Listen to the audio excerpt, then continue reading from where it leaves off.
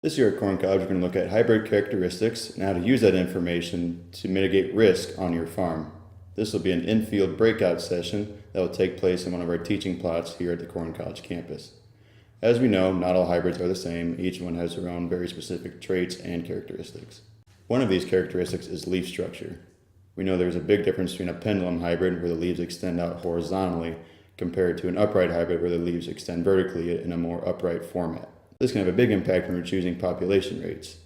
When we're choosing population rate, what we're looking for is 98% light capture, where we're not leaving anything on the table, but we're also not splitting resources across too many plants. Once we surpass 90% light capture, we are dividing the same amount of resources over a greater number of plants, those resources being things like nitrogen and water.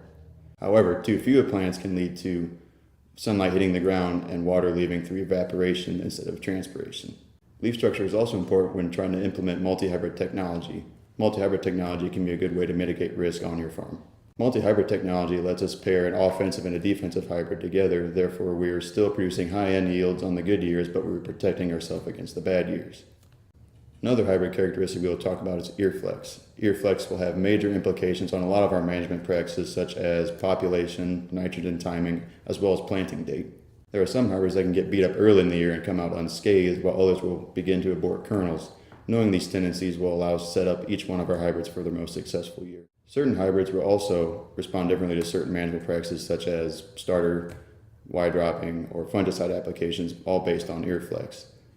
In times of tight margins, it's good to know these tendencies to get more bang for your buck. In this breakout, you'll get to see firsthand how different hybrids react to different management practices and how to utilize that knowledge on your own farm.